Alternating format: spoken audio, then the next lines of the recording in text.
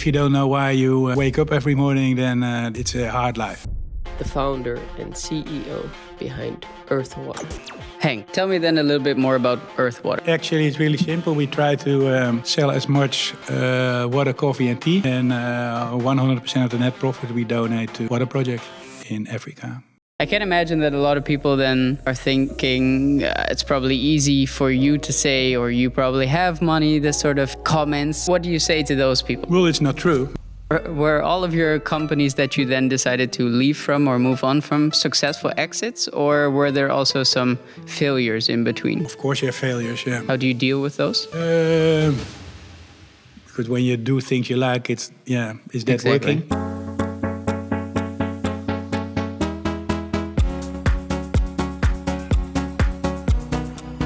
Henk. Yeah, yes.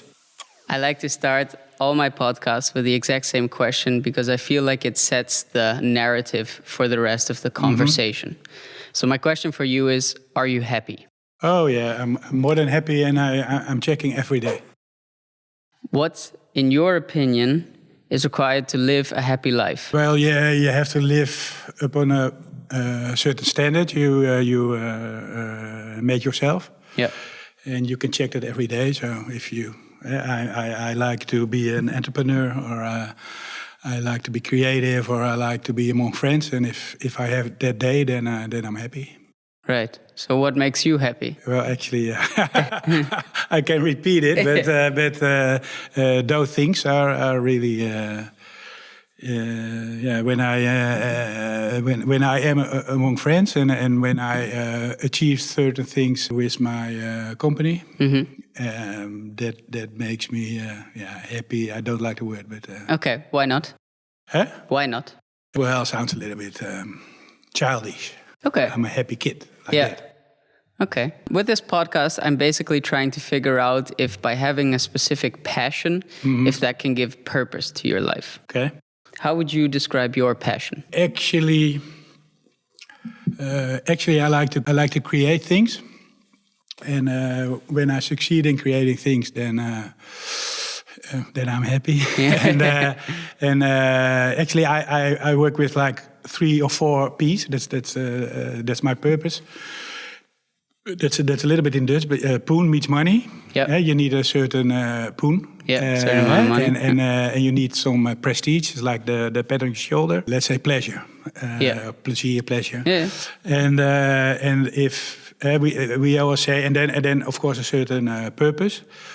And if you follow your passion, then I think you have more opportunity to get success or get the pat on your shoulder, because if you don't know why you wake up every morning, then it's a hard life.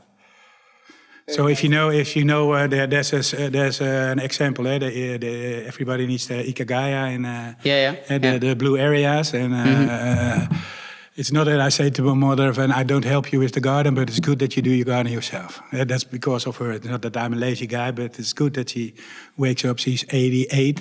Right. And I think it's good that she still does her own garden and does her own shops. She's able to do it, so why should I help her? Yeah, because it then gives her purpose, I guess. Yeah. When you wake up and you don't know what to do, then you have a hard life. Right. So you're passionate for creating things. Yeah, and doing things together. So I like living by giving, and that's creating things, but there's always somebody else involved. So I like the process, but at the end there should be a certain product as well. And that's not following a certain planning, but sometimes I create things, and 5 years ago, 5 years later, it pops up, and I thought, okay, I already created it. Yeah. But do you ever experience downsides to chasing your passion? Actually, not anymore. Age helps. Okay, so, why? Well, at first you experienced a lot of things, so it's more that you can put things in perspective. So what is important and what not. Chasing goals is not always good. Because sometimes you can ask yourself, why am I chasing these goals? Are these my goals, or am I chasing for someone else? For someone else, yeah. And so the downside, not really. Okay. And that's I'm not spoiled, but at the end I have some hands on the fire, pots on the fire. Yeah. So well, I run, let's say, a successful company, and I run successful events, so that makes it easier to. Yeah. But if you need the money by then you need to chase the goals to achieve the money, then I can imagine that you have some depressive moments when you don't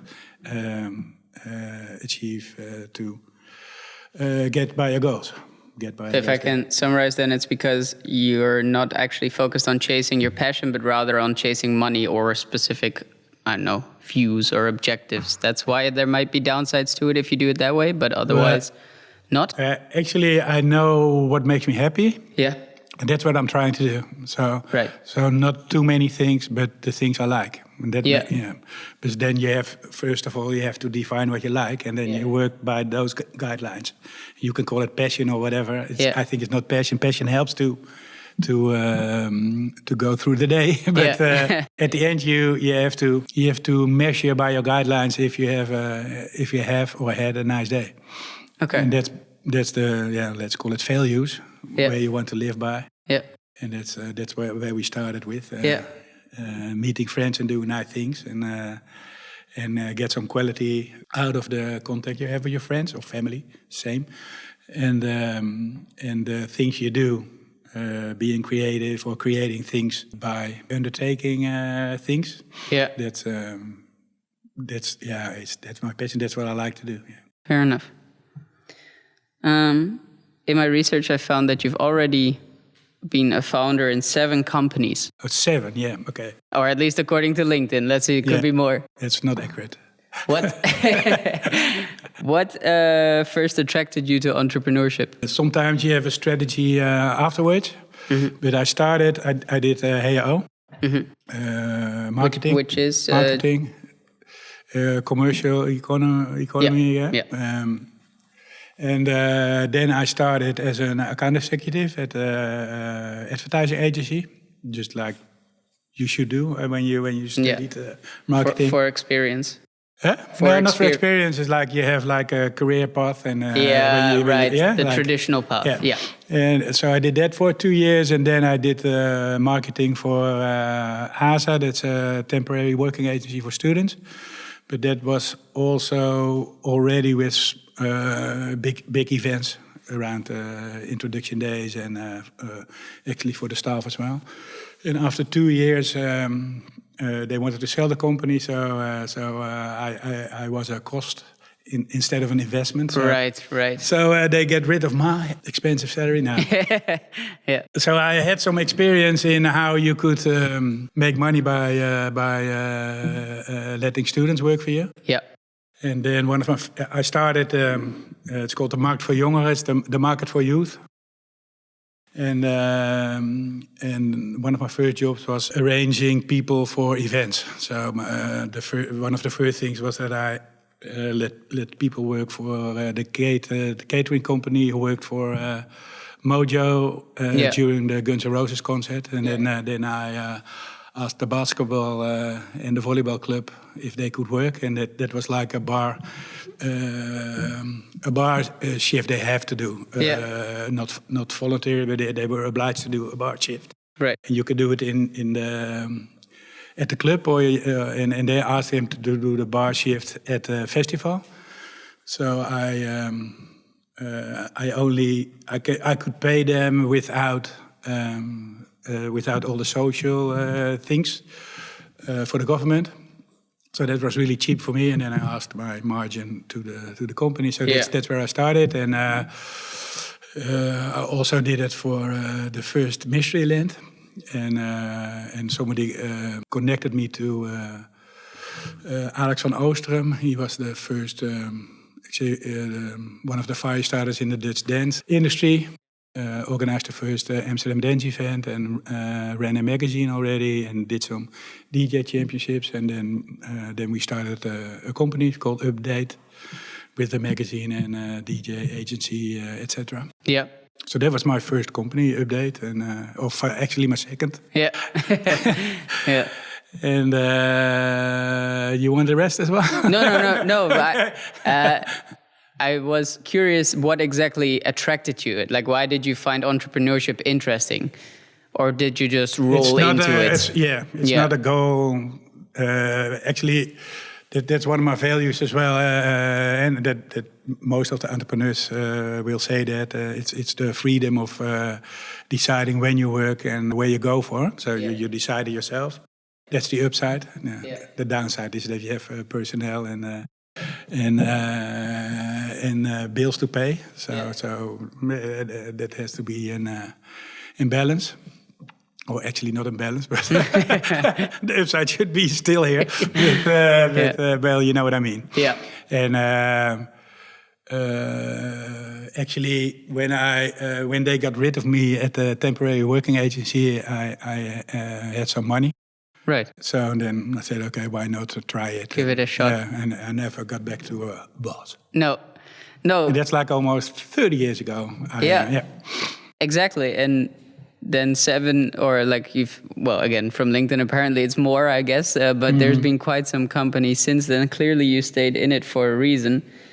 What is the most important thing you've learned about yourself throughout all of these companies? What made you say, I keep going, I start a new company, try something slightly different, and at the end, for myself, works the best that I am among people who are supplementary to me. Yeah, it's not the right word, but you know what I mean. Yeah, I got it. And so that I still can focus on the things I can do the best. So right. I'm good in creating concepts. Yeah, and I can execute them to 80%. But for the last 20%, I need people to arrange everything. Yeah. And I think that's the most important thing, that I always say I need to make expensive hours. Yeah. And not of course, sometimes it's nice to work with your hands, but I like to create things. And then, of course, it's not only thinking, but it's also doing. So execute the ideas as well. And then it's the challenge not to get bored. Mm-hmm. So maybe I'd start something else when I got bored, but then... Right. So that's the realizing your own strengths, I guess, then, and finding people who complete... Yeah. Were all of your companies that you then decided to leave from or move on from successful exits, or were there also some failures in between? Of course you have failures, yeah. How do you deal with those? Well, it's different, but I'm looking for the word of failliet. Broke. Broke, yeah. 2 times. Right. But at the end, that's good as well. In the States, it's like a accomplishment. But in Holland and I think everywhere, when you not pay the people who you need to pay, that's not good. No. So, but of course you have failures. But actually, Melle said, when I spoke to Melle, the guy who was obviously the reason why we're sitting here today, he said the exact same. He said in America, if you there, the culture for doing is so much more natural than it is here. Here, if you indeed then go bankrupt, then you're considered a failure. Is that changing, or why do we think? Where does that come from within Dutch culture? Do you know? I don't know. Well, I think that in Holland, well, it's always hard to compare because I'm not a native American or a native Hungarian or whatever. But people like to have an opinion, and people like to focus on the negative things. So, of course, it's not a big success when you go bankrupt. But at the other side, it's a success when you start something. Yeah. And I always like to draw a line between people who think and people who do. Right. And there are a lot of people who think they're doing, but they're only thinking. Yeah. So, and they always have an opinion on the people who are doing. Yeah. So that's I don't know if it's typical Dutch, but it's Dutch. Right. So your advice would be to be a doer then, I guess? Yeah, I have a little bit opportunistic side. Yeah. Yeah. And I think you create things when you're doing things as well. Sometimes I do things and I won't succeed or I stop. It's a good example. During COVID, we started to organize an exhibition in Ahoy. Yeah. It's called ##. It's like like an Insta museum, but in Ahoy. So it's for like 2 or 3 months. Yeah, Ahoy is a big stadium in the Netherlands. Yeah. Exhibition center. Yeah. And but through COVID, it didn't go on. Yeah. But now I have a meeting with the street manager of the Kalverstraat to see if it a sort of ##. We can arrange in shop windows or areas in and around the Kalverstraat. Yeah. So if I didn't start the ## during COVID, I didn't have the meeting now with the street manager of the Kalverstraat. Yeah, exactly. So that's an example, and there are more examples. Sometimes you have to do things, and then you start rolling, and then you see what comes around. Just because they don't work out at that exact point, that doesn't mean later they won't be beneficial. That's what you're saying, right? Yeah, but that's Well, at the end, you get experience by things you do, and not about things you're thinking about. Yeah, and that means that it's not the experience, but it's creating a network or. Right. Yeah. You mentioned already that you studied marketing. To what extent do you feel like your study prepared you sufficiently for becoming an entrepreneur? Yeah, I always say that a marketeer is one of the most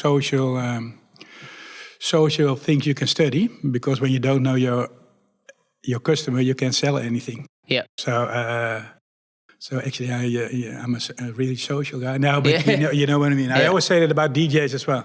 So if you're not as a DJ, you're not a social guy, because at the end you want a dance floor. So you play for the other people and not for yourself. Yeah. You have a good time when the people dance, and not when you play your songs and you have an empty dance floor. It's funny that you mentioned it. I used to be a DJ. Okay. Or, well, technically still am. Am I right? Am I right? Yeah, very right. Okay. Yeah.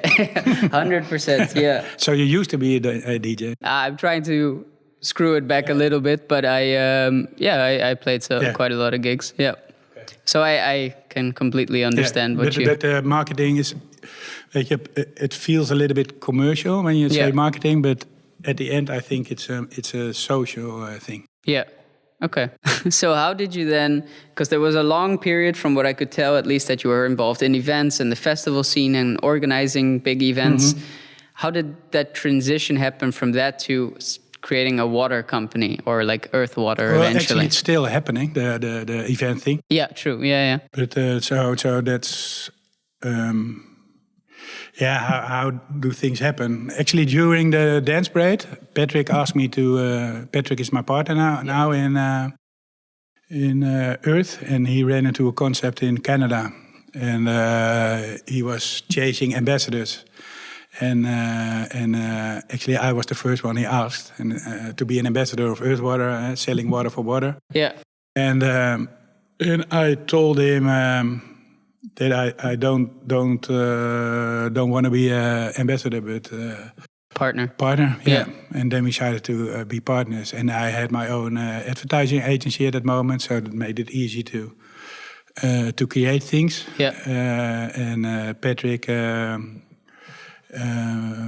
was helped a little bit by Heineken to go his path, and then ABN AMRO helped us a little bit, so Patrick could quit his job. Yeah. And then we started, and that was like 15 years ago. 15? Yeah. Wow. And I think like 5 years later, I quit with the advertising agency, or actually my part. And choose for Earth's concept. And you're now fully focusing on that, right? Or but still do some events like Bootstock is one of the events. Bootstock Dance Festival, 20,000 people. And the day after we did Kidstock for the first time. 3,000 and sold out in 2. I'm a promoter now.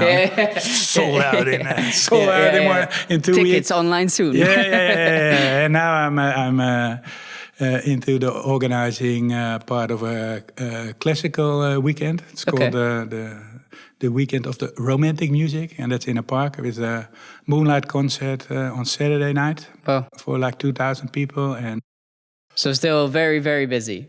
It doesn't feel busy, but because that's what I say. I have the right people. No, we have the right team, so everybody is busy with his own thing. Yeah. So I'm not into the production. Somebody else does that. Or the connection with the government or whatever. Yeah. I focus on actually in the classical part. Is not my thing. So we have a good girl who knows all the classical people, and she's involved in programming. So it's more the general things on how to move with the stages and how to contact people by social media and finding the right tone of voice, and then we'll see what happens. Right. And tell me then a little bit more about Earthwater. What is Earthwater? Actually, it's really simple. We try to sell as much water, coffee, and tea, and 100% of the net profit we donate to water projects in Africa. Most of the time, some in China, but that's my elevator pitch. Perfectly summarized. Yeah. Why is this mission important to you and your partner? It's 2 ways. Because when you put like 4 waters next to each other, I think there's no discussion about water because the taste is the same. So we challenged ourselves in creating a package that's, let's say, that's the same, or it should be available everywhere. The price should be the same, and then you have still the concept. So why shouldn't you buy Earthwater?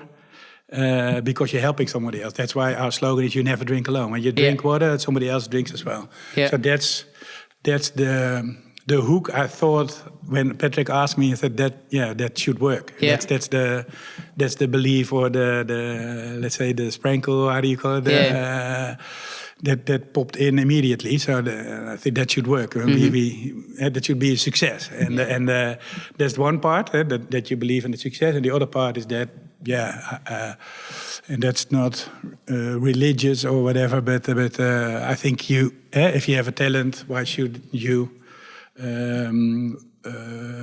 use that talent for somebody else? Because at the end we are good the way we are in Holland, or speak for myself.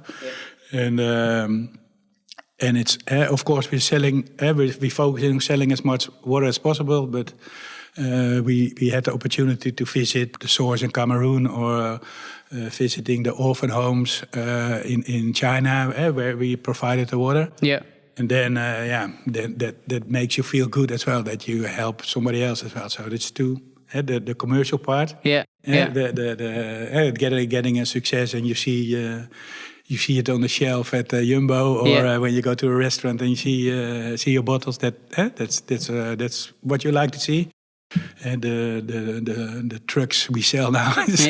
Exactly. Yeah. So we had the best month ever last month, but and that's also part of the success, and or what makes you going. And the other side is that we almost donated 1.6 million to water projects. So that's the other side.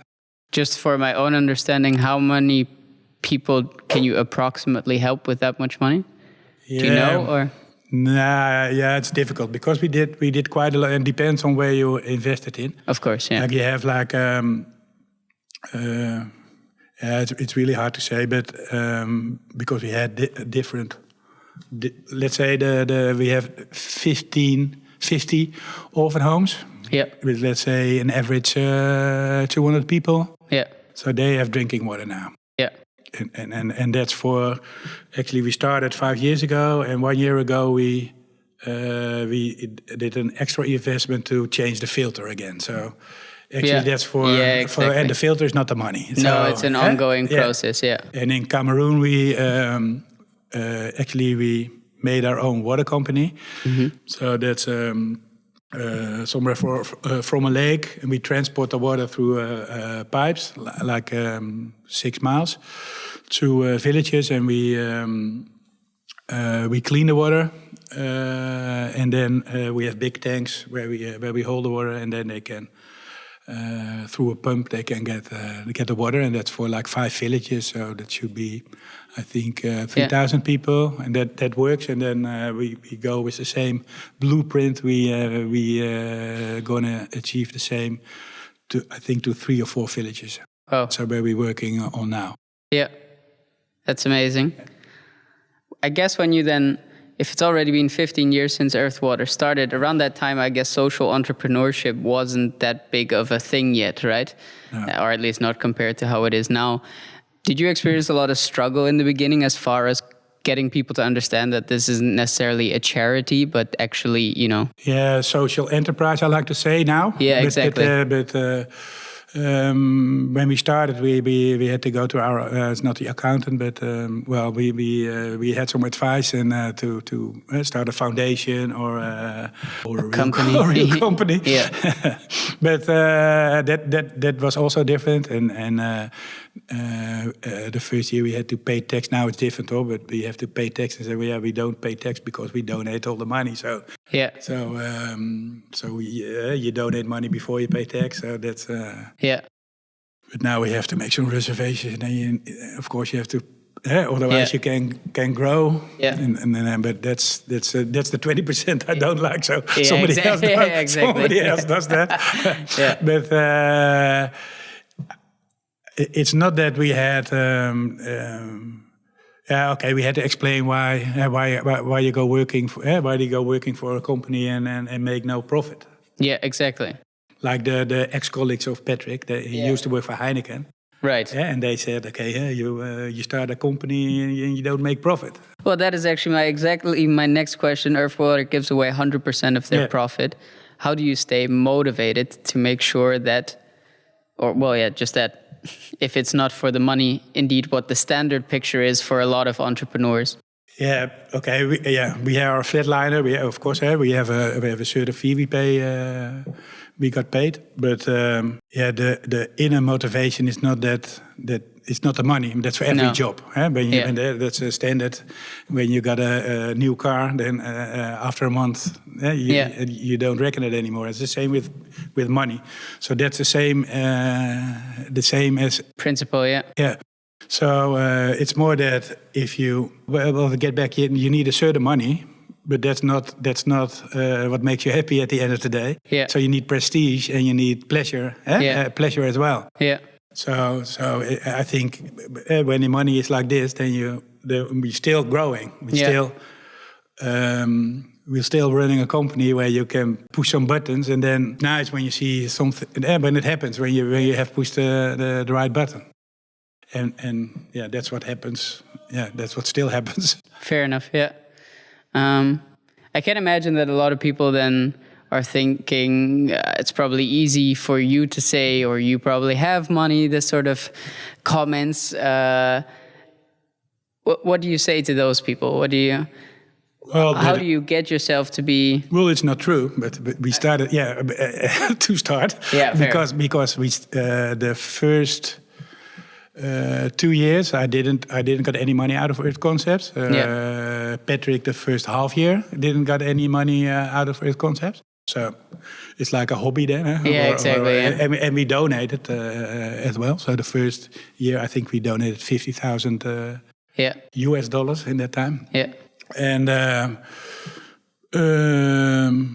so actually.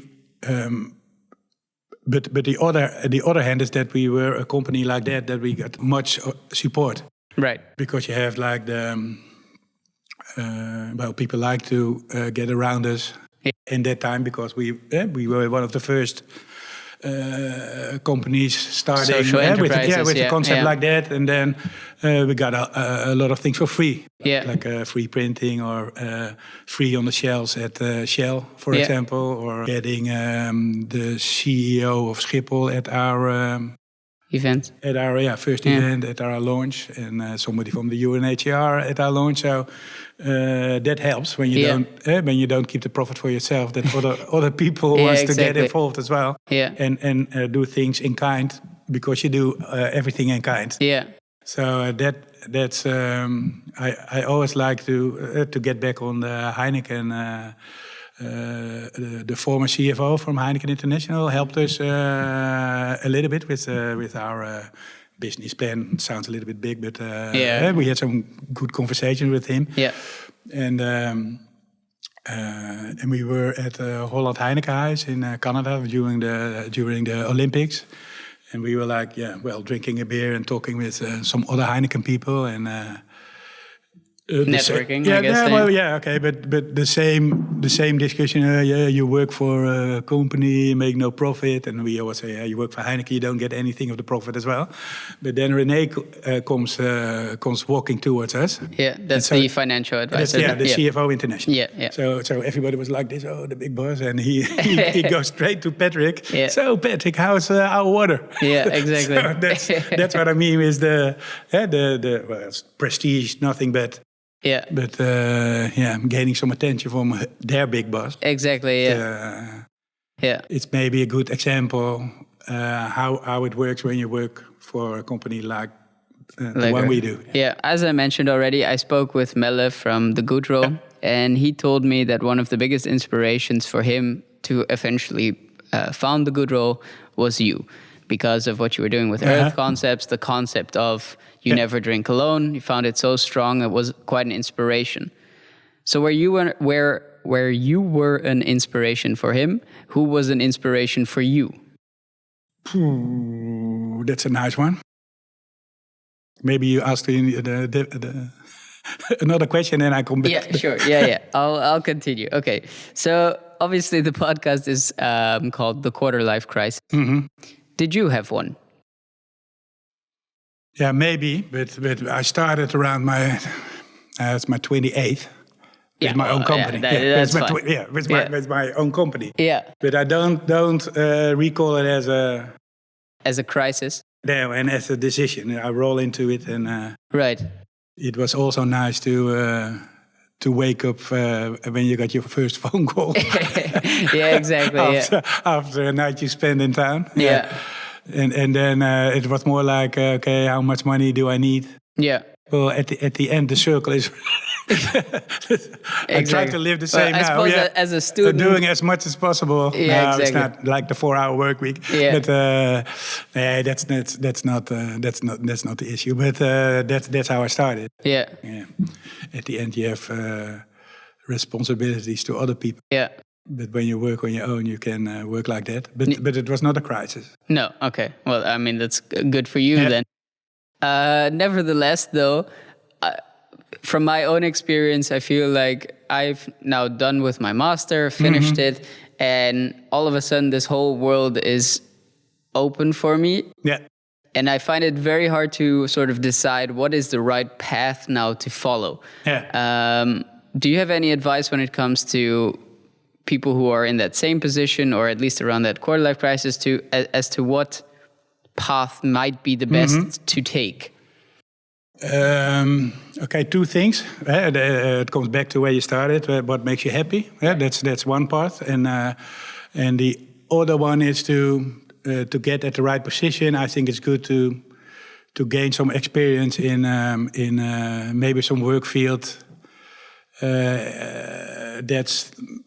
It helped me. At least it helped me to work in a company where you have like certain working methods, and that's in my backpack, and I still use it. It's more like how you report, or how you plan, or how you start a conversation, and that's easier to learn that by people who already thought about it than doing it yourself. So that helped me. Let's say the 4 years I worked for a real company. That helped me. But on the other hand, you can. I don't. We're talking about starting a company, but that's not. You can also choose to work for Yeah. To work for, if you want to avoid risk and you want to make money on a certain level and you have 4 weeks holiday, then that's the right decision for you.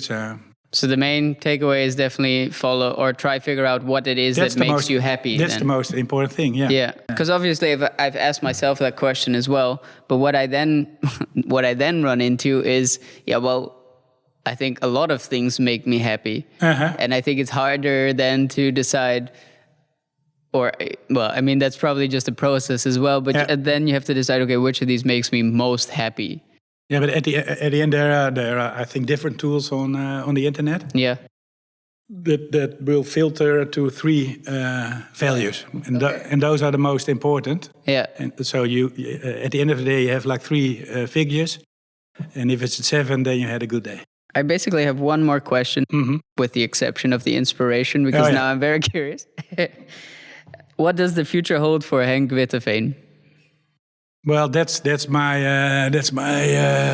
60 crisis. yeah, exactly. Yeah. No, I'm 56 now, but the question is, it's not stop working, but there should be a certain end. Or at least scale it down. Yeah, scale it down a little bit and focus even more on the things I really like. Right. Get rid of all the bullshit things. Yeah, exactly. And you see yourself still working for a little while, though, or is it really at 65? Or 67, I think, in the Netherlands even. Yeah, that doesn't count for me. But it's the definition of work. Yeah. Because when you do things you like, is that working? Yeah. Yeah. And if you like to help a startup or create an event, or then does it count like working? Right. I rather say that I like to do things I like. Yeah. That should be the focus. I think that's an important inspiration, right? Yeah, everybody should do it. Yeah, but exactly. It's not. You should create the circumstances. Somehow people do, including myself, by the way, tend to find excuses then somehow as to why whatever it is that you're trying to achieve doesn't work. Because your boss says. For example, or your parents demand. Yeah, or parents is a very good one indeed. Then. Or your friend or whatever. Yeah. Yeah, that's. Is there any final tips as to how you at least tuned that out, or did you never really experience that pressure of? Yeah, of course. Yeah. How did you decide for yourself? Okay, this is what I want. Here I go. The things that I stopped, for example, with my advertising agency, is that I don't like the contact with my. I don't like the relation with my clients because they pay and then they think they know everything. Yeah. But they hire me. You're the expert. They hire, but that's not in balance. No. And then that was not really the thing that made me enthusiastic and doing more. Yeah, that's the advertising agency business is that you're only pitching and for half a briefing and not enough money. And then you work half a year and then you can do the same game all over again. So that's not what I like. No. So now I say when you work for yourself, I am my own advertising agency. And I say, oh, you like it? Yes, I like it. Okay, then we go. Yeah. Sometimes I ask Patrick. Yeah. but I still invent the same things, but not for my clients, but for Earth or for Bootstock or... So actually, I'm the internal advertising agency. Yeah, exactly. Yeah. Okay. And that's much better than working for big brands. And that sounds good when you work for like Smirnoff or Baileys or Red Bull. Yeah. When you're in a pub, it sounds good. Yeah. But in the end, you have to work with them as well. And it's not about negative about. And I think no, I get that. Yeah, but more in general. Yeah. I think when you work in these massive companies, you're often just a small player in a much larger wheel. That's at least what I personally like about working in more startups or scale-ups is you can far easier at least have an influence. And especially if it's your own company, then completely. And the downside is that if you really want to do big things, you need money, and that's in the big companies. Yeah, exactly. Okay, before I close off, did you? No. No one? No. Okay, then we just grab it, don't worry. I'll mail it. No, I'm not from I don't have idols or whatever. No. I like people, but it's It not could have been. inspiration. Could have been, yeah, fair enough. Okay, sometimes I say Joop van den Ende, but that was not, that's because it's more like an event thing. One time I read an article on him that before the premiere of a musical or a big event, he goes through the toilets to see if they're clean. That's. So I want to do the perfect. I want to do the perfect event as well. Yeah, but if that's an inspirational, I don't know if but you know what I mean. Yeah, look at all the details and But I think nobody ever succeeds in creating the perfect event. But no, that's the. Where just you want to chase perfectionism as much as you can. Another thing is that of course you can chase to perfection, but good is sometimes good enough. Yeah, because the last 20% you let someone else do. No. It makes it not easier to live. Sometimes you have to. Okay, 80% is enough, and then go home. Yeah, exactly. Yeah. And do other things. Yeah, well, that comes back to what you said at the start, right? About just do. Sometimes you have to do instead of overthink. In this case, but not chasing goals. It costs a lot of energy to do the last 20%. Maybe you can range the last 20% to do some good things with your family and friends. Yeah. Otherwise, you're only working. Yeah, exactly. Yeah. So finding the balance. Yeah. Thank you very much for your time. Pleasure. I really appreciate it. And I look forward to seeing much more of Earth concepts as well. Okay. I hope you enjoyed your water. Very much. Thank you. Okay dan.